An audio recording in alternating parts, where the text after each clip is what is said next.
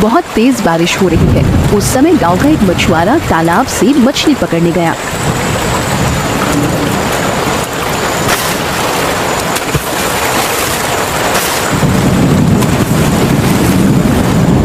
काफी देर से इंतजार कर रहा हूँ, इधर तो कोई मछली मिल ही नहीं रही। उधर तूफान भी बढ़ता जा रहा है। चलो तालाब के उस पार जाकर देखूं, शायद वहाँ नीचे कुछ मछलियाँ मिल जाएं।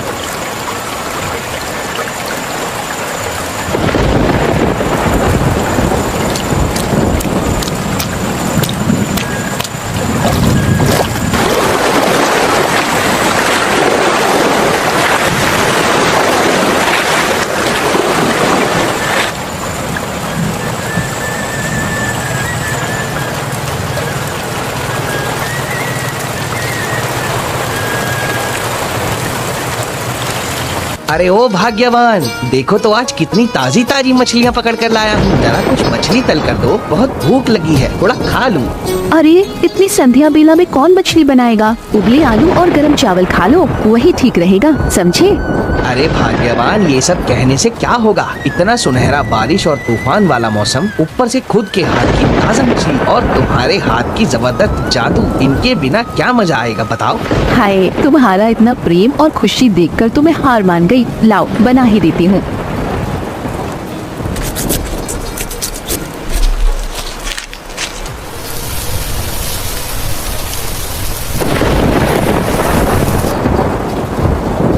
अरे भाग्यवान, तुम्हारे हाथ की बनी मछली से इतनी प्यारी खुशबू आ रही है, लगता है खाने से पहले ही मैं इस खुशबू में खो जाऊंगा। तुम्हारे खाने बनाने की कोई बराबरी नहीं कर सकता, समझी भाग्यवान?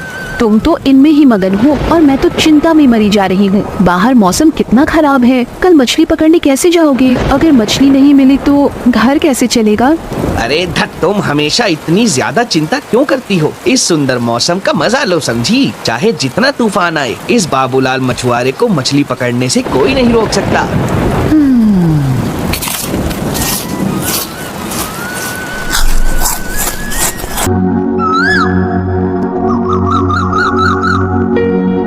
अगले दिन सुबह सुबह बाबूलाल मछली पकड़ने के लिए निकल पड़ा। नदी के बीच जाकर जाल बिछाकर मछली फंसाने का इंतजार करने लगा। कुछ देर बाद अचानक बाबूलाल ने एक प्यारे छोटे बच्चे को देखा। ये मैं क्या देख रहा हूँ? ये मासूम बच्चा इस गहरी नदी में क्या कर रहा है? जल्दी इसे उठाना होगा, नहीं तो कोई अनहोनी हो सकती है। ऐसा कहते हुए बाबूलाल उस बच्चे को उठा लिया और घर की ओर लौट पड़ा। अरे ये क्या, मछली पकड़कर नहीं लाए? और ये किसके बच्चे को ले आए हो? मैं मछली पकड़ने गया था, अभी अचानक देखा नदी के पानी में ये नन्हा बच्चा टूटी फूटी हालत में बहता चला आ रहा है। मुझे बहुत दया आई, इसलिए तुरंत घर ले आया। पता नहीं किस अभागे का बच्चा है ये। क्या कह रहे हो? जिस नदी में मछली पकड़ने गए थे, ये प्यारा बच्चा उसी नदी में बहता आया क्या? हाँ भाग्यवान, ऐसा ही हुआ। इस दुनिया में और क्या क्या देखना पड़ेगा, कौन जाने। खैर, जब तक इस बच्चे के असली माँ बाप का पता न चले, ये हमारे पास ही रहेगा। ठीक है भाग्यवान, तुम्हें कोई आपत्ति तो नहीं है ना? नहीं नहीं, मुझे कोई आपत्ति नहीं है। मैं तो कहूँगी भगवान ने खुद इसे हमारे पास भेजा है। तुम तो जानते हो मैं कभी माँ नहीं बन सकी। महाराज, राजकुमारी अब हमारे बीच नहीं है, हमने उसे खो दिया। रानी अम्रपाली, ये तुम क्या कर रही हो? क्या हुआ है, मुझे साफ साफ बताओ। महाराज, जब राजकुमारी को साधु बाबा के पास ले जाया गया था, तब उन्होंने कहा था कि हमारी बेटी पर बुरी नजर है, इसीलिए उसे नदी में स्नान कराना होगा ताकि वह बुरी नजर से बच सके। लेकिन स्नान कराते समय वो हमारे हाथ से फिसल गई। महारानी, हमने अपनी राजकुमारी को इस तरह खो दिया? कितनी मिन्नतों के बाद वो हमें मिली थी। मालती, मेरी बेटी। इधर मछुआरा और उसकी पत्नी मालती को बड़े प्यार और स्नेह से पालने लगे।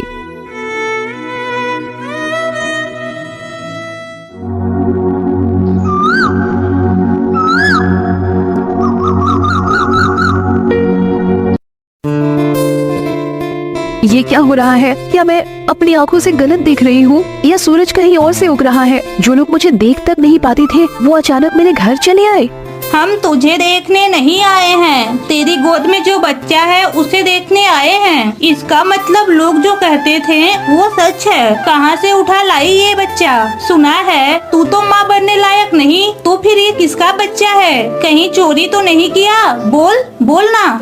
जरा मुंह संभाल कर बात करो, सुबह सुबह दिमाग मत खराब करो। तुम्हारी और मेरी पुरानी दुश्मनी मेरे संतान पर मत निकालो, समझी? जो बोलना है बाहर जाकर बोलो, यहाँ से जल्दी निकलो।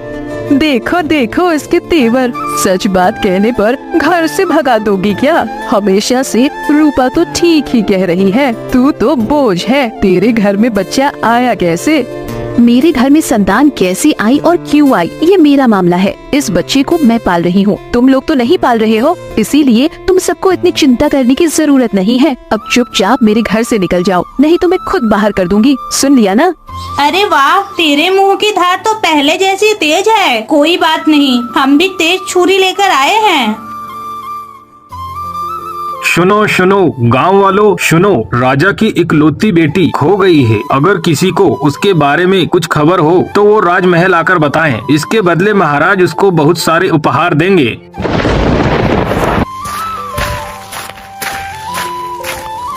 अरे ये तुम हाफ क्यों रहे हो? क्या हुआ? भाग्यवान, सर्वनाश हो गया। हमारे घर में जो बच्चा है वो कोई और नहीं, हमारे महाराज की प्यारी राजकुमारी है। हमें उसे वापस करना होगा, नहीं तो हमें बहुत बड़ी सजा मिलेगी। भाग्यवान जल्दी करो, चलो उसे लौटा दे। ये क्या कह रहे हो? इस बाज औरत के घर भगवान ने एक संतान भेजी और अब उसे भी लौटाना होगा? नहीं, ऐसा मत कहो, उसे मेरे पास ही रहने दो। वो मेरी प्यारी संतान है, मैं उसे नहीं दूंगी। कृपया करके मुझे उसे लौटाने के लिए मत कहो, दया करो। लेकिन भाग्यवान, समझने की कोशिश करो। अगर हमने ये बच्चा नहीं लौटाया और पकड़े गए तो हमें सजा हो जाएगी। भाग्यवान नहीं, इसमें समझने जैसा कुछ नहीं है। सजा हो तो हो जाए, मैं इस बच्ची को अपने आंचल में छुपा कर रखूंगी। अपनी बच्ची को किसी को नहीं दूंगी।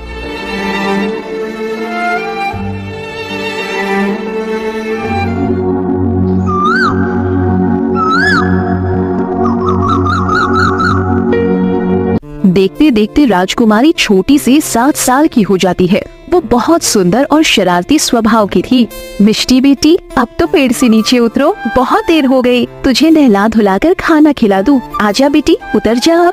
नहीं माँ, आज मैं नहीं उतरूंगी। तुम मुझे रोज खाना खिला के सुला देती हो, कभी मेरी सहेलियों के साथ खेलने नहीं देती। आज मैं भूलकर भी नीचे नहीं उतरूंगी। बस मैंने बोल दिया, आप जाओ, मैं अभी खेलूंगी। अच्छा ठीक है, मैं वादा करती हूँ, आज तुझे खाना खिलाकर नहीं सुलाऊंगी, खेलने जाने दूंगी। अब तो उतर जा बेटी। ले बेटी, जल्दी खा ले, सभी खाना ठंडा हो रहा है। ओहो माँ, आज भी वही चावल और सब्जी? ये सब मुझे अच्छा नहीं लगता है माँ। बेटी, तू तो जानती है ना कि हम कितने गरीब हैं। तेरे बाबा मछली पकड़कर जैसे तैसे घर चलाते हैं, इससे बेहतर खाना हम दे भी नहीं सकते बेटी। फिर भी कल तेरे बाबा से कहूँगी कि कुछ अच्छा लेकर आए। तुम तो रोज ऐसा ही कहती हो, लेकिन मैं कह रही हूँ कल मैं मसालेदार मटन ही खाऊंगी, बता देती हूँ। खाना खाने के बाद मिष्टी अपने सहेलियों के साथ खेलने चली जाती है। ओ राजू, आज हम क्या खेलेंगे? आज हम छुपन छुपाई खेलेंगे। हाँ, तुमने अच्छा खेल बताया। चलो तय करें कौन चोर बनेगा। आज तुम सब छुपो, मैं तुम्हें ढूंढूंगी। मैं उस तालाब के किनारे वाले पेड़ के नीचे छुप रही हूँ, ठीक है? तालाब के किनारे एक रानी बैठी रो रही थी। आप तालाब के किनारे बैठकर क्यों रो रही हैं? क्या हुआ आपको? बेटी, मैं इस राज्य की महारानी अम्रपाली हूँ, लेकिन अंदर से मैं बिल्कुल खाली हो गई हूँ। मैंने अपनी ही संतान को इस नदी में खो दिया है। अरे रानी माँ, आपको कितना दुख है। आपकी बातें सुनकर मुझे बहुत दुख हुआ। आप मत रोइए, भगवान आपके बच्चे को जरूर वापस लौटाएंगे। देखिएगा, आपकी बेटी जहाँ भी होगी बहुत अच्छी होगी। अगर मेरी बेटी मेरे पास होती तो वो भी तुम्हारे जैसी बड़ी होती। तुम्हें देखकर मेरे दिल को थोड़ी शांति मिली। अब से तुम रोज दोपहर में मुझसे मिलने आना बेटी। ठीक है रानी माँ, अब से मैं रोज दोपहर में आपसे मिलने आऊंगी। बेटी, तुझे तो आजकल घर में देख ही नहीं पाता, कहाँ रहती है सारा दिन? तुम्हारी बेटी तो अब मेरी कोई बात नहीं सुनती, बस घूमती रहती है। दोपहर को खाना खाकर न जाने कहाँ चली जाती है। बाबा, माँ की बात नहीं सुनो, मैं कहीं नहीं घूमती हूँ। बताऊँ ना बाबा, कुछ दिन पहले मैं तालाब के किनारे खेलने गई थी। वहाँ रानी माँ से मेरी मुलाकात हुई।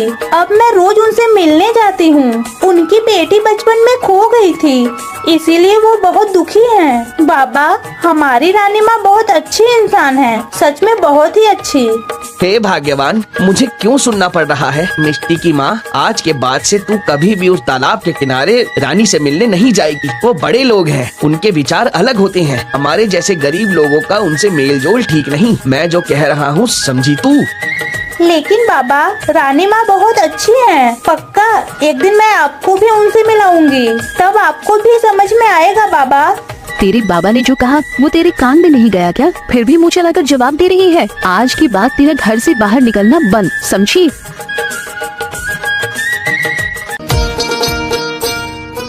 रानी अम्रपाली, प्रजाजनों से सुन रहा हूँ कि तुम अब भी रोज उस नदी के किनारे बैठी रहती हो जहाँ हमारी बेटी खो गई। इस तरह बैठे रहने से क्या वो लौट आएगी रानी? महाराज, माँ का दिल बहुत बेचैन होता है। हर समय अपनी संतान के लिए रोती रहती हूँ। उस नदी के पास बैठकर ऐसा लगता है जैसे मेरी बेटी का चेहरा देख रही हूँ।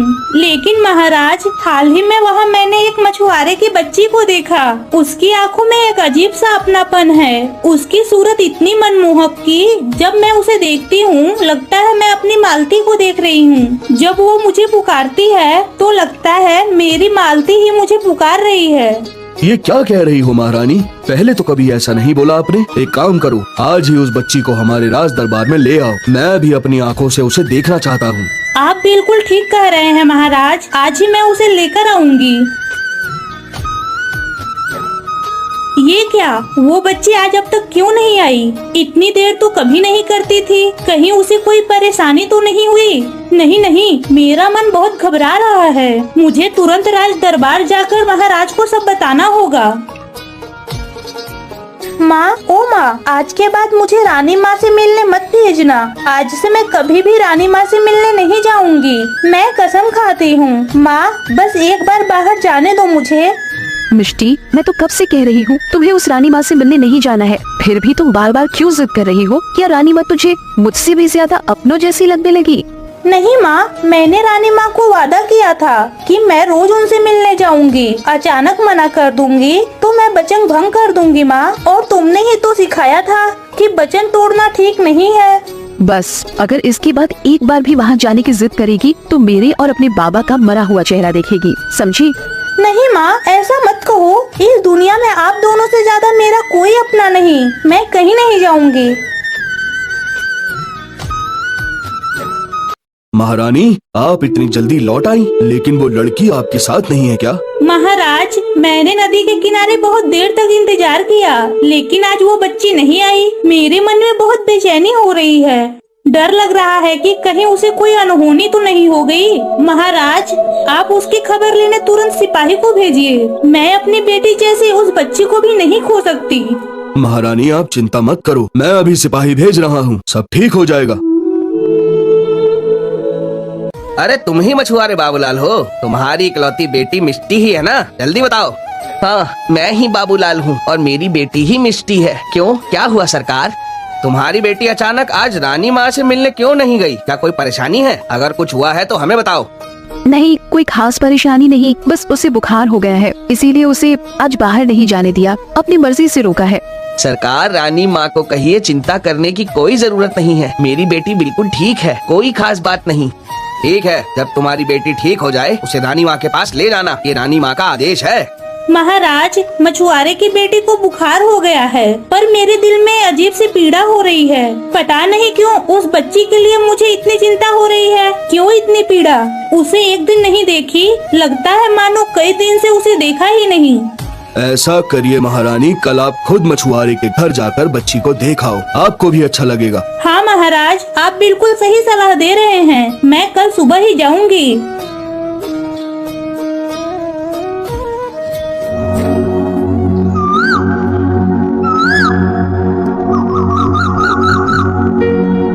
राजा के लोग खोजते खोजते हमारे घर तक पहुंच गए हैं। भाग्यवान जल्दी करो, इससे पहले कि हम पकड़ में आ जाएं, हमें खुद ही उस बच्ची को वापस कर देना चाहिए, नहीं तो बहुत बड़ी मुसीबत सामने है। तुम समझ रही हो ना भाग्यवान, मैं क्या कह रहा हूँ। और फिर दूसरों के संतान को इस तरह छुपा कर रखना हमारे लिए ठीक नहीं। उसकी माँ बहुत दुखी हो रही है।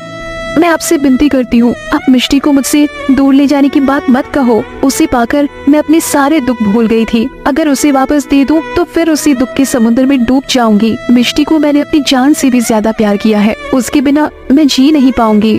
दूसरी ओर रानी महारानी मिष्टी को देखने मछुआरे के घर पहुँचती है। रानी को देखकर मछुआरे की पत्नी चकित हो जाती है। प्रणाम रानी माँ, आप अचानक इस गरीब के घर में? मैं तुम्हारी बेटी को देखने आई हूँ। सुना है मिष्टी की तबीयत बहुत खराब है। कहाँ है मिष्टी? मुझे उसके पास ले चलो, मैं उससे मिलना चाहती हूँ। वो पहले से काफी अच्छी है, चिंता की कोई बात नहीं रानी माँ, आप निश्चिंत होकर महल लौट जाइए। बेटी मिष्टी, तुम कैसी हो? एक दिन तुम्हें नहीं देखा तो लगता है कितने दिनों से नहीं देखा है।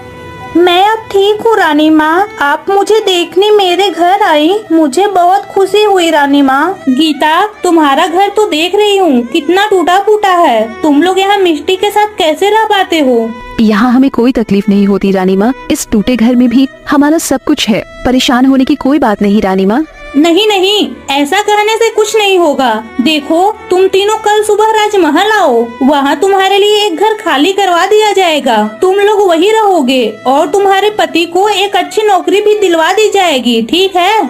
रानी महल लौटने के रास्ते में गीता की उन्हीं दो पड़ोसियों से मिलती है। प्रणाम रानी माँ, आप अचानक हमारे गांव में, कोई समस्या है क्या?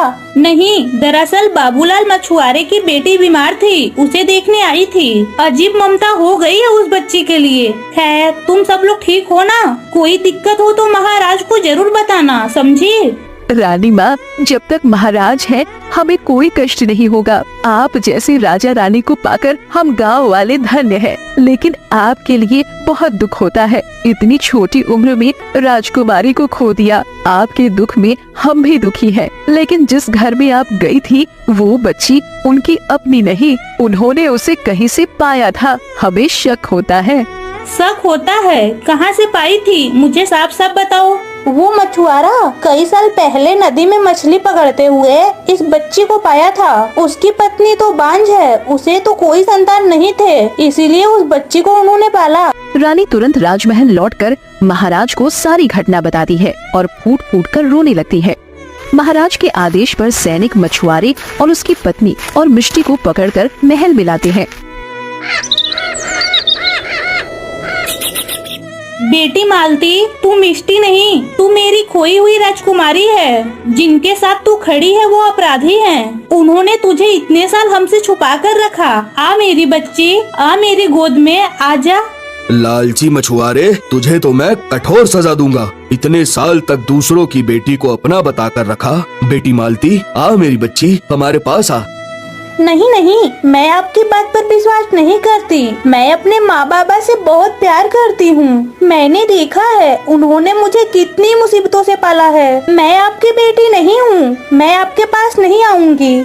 हाँ बेटी मिष्टी, तू हमें इतना प्यार करती है, लेकिन हम तेरे प्यार के लायक नहीं है। महाराज और महारानी सच कह रहे हैं, वो तेरे असली माता पिता हैं। हम तो कुछ नहीं, हम तो एक अपराधी हैं। मैंने सिर्फ ममता की लालच में ऐसा किया, मुझे माफ कर देना बेटी। सैनिक, इन दोनों को जेल में डाल दो। महाराज के आदेश पर मछुआरे और उसकी पत्नी को जेल में डाल दिया गया। दूसरी ओर राजा और रानी को उनकी खोई हुई बेटी मिलने की खुशी होती है।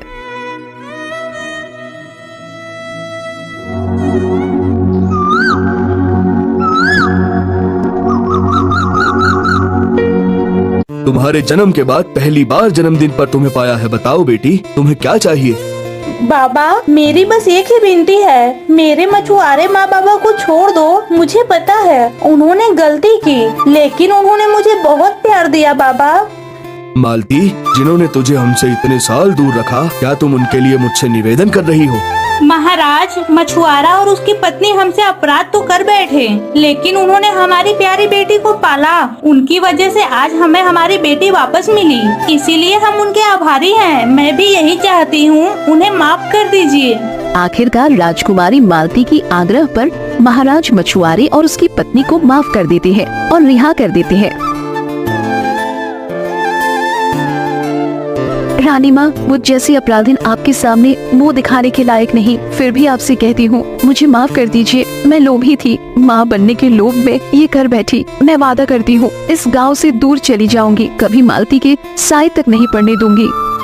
माफी मांगने की जरूरत नहीं, तुमने जो गलती की उसकी सजा मिल गई, लेकिन तुमने हमारी बेटी को माँ बनकर पाला और माँ की ममता कभी गलत नहीं होती। तुम लोग अब हमारे साथ ही महल में रहोगे, हम सबने तुम्हें माफ कर दिया। यह कहानी पसंद आई हो तो और नई अधिक कहानियों के लिए इस वीडियो को लाइक करें, शेयर करें और हमारे चैनल को